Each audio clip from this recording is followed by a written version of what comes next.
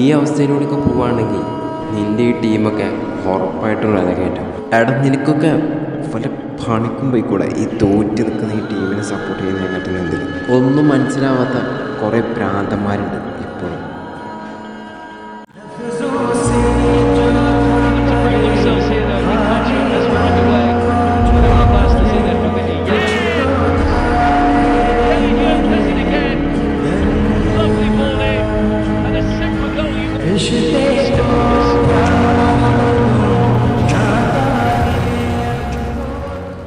Hi, അങ്ങനെ Kerala Blasters മറ്റൊരു മത്സരത്തിലും വിജയിച്ചു. ഈ ഒരു മത്സരത്തിൽ ബ്ലാസ്റ്റേഴ്സിന്റെ അതിഗംഭീരമായുള്ള പെർഫോമൻസ് തന്നെയാണ് നമുക്ക് കാണാൻ പറ്റിയത്. പിന്നെ ഈ ഒരു മത്സരത്തിൽ എടുത്തു പറയേണ്ടത് കെവിൻ യോക്ക് എന്ന ആ താരത്തെ കുറിച്ച് തന്നെയാണ്. സോ വളരെ മികച്ച പെർഫോമൻസ് ആണ് കെവിൻ യോക്ക് പുറത്തെടുത്തത്. മത്സരത്തിന്റെ ഉടനീളം ബ്ലാസ്റ്റേഴ്സ് തന്നെയായിരുന്നു ആധിപത്യം. പക്ഷേ എവിടെയോ വെച്ച് ബ്ലാസ്റ്റേഴ്സിന്റെ എല്ലാം തകർന്നു, ഒരു ഗോൾ കൺസീഡ്. പക്ഷെ അതിന് തൊട്ട് പിന്നാലായി ബ്ലാസ്റ്റേഴ്സിനായിട്ട് ഫ്രാഞ്ചു ഗോൾ നേടിത്തന്നു. സോ അതോടെ തന്നെ ഈ ഒരു മത്സരം വെരി ബ്രില്യൻ മാച്ച് തന്നെയായി. ഈ ഒരു മത്സരത്തിൽ ബ്ലാസ്റ്റേഴ്സിന് ഗംഭീരമായുള്ള പെർഫോമൻസ് തന്നെയാണ് നമുക്ക് കാണാൻ പറ്റിയത്. അതുപോലെ ഈ ഒരു മത്സരത്തിൽ വളരെ ഗംഭീരമായിട്ടാണ് സഹീഫും അതുപോലെ ഐബൺ ഡോലിംഗ് ഒക്കെ നന്നായിട്ട് തന്നെ പ്രിഫർ ചെയ്ത് കളിച്ചിട്ടുണ്ട്. ഏകദേശം ബ്ലാസ്റ്റേഴ്സ് റെലഗേഷനിൽ നിന്നും കഴിച്ചിലായി എന്ന് വേണം നമ്മൾ മനസ്സിലാക്കാൻ വേണ്ടി. ഇനി അടുത്ത സീസണിലോട്ടായിട്ട് ബ്ലാസ്റ്റേഴ്സ് ഈ ഒരു കോച്ചിനെ നിലനിർത്താം, കോച്ച് ആവശ്യപ്പെട്ട താരങ്ങളെയും ബ്ലാസ്റ്റേഴ്സ് നിലനിർത്താം. അങ്ങനെ ചെയ്തു കഴിഞ്ഞാൽ അടുത്ത സീസണിൽ ഒരു മികച്ച ടീമിനെ നമുക്ക് ബിൽഡ് ചെയ്യാൻ സാധിക്കും.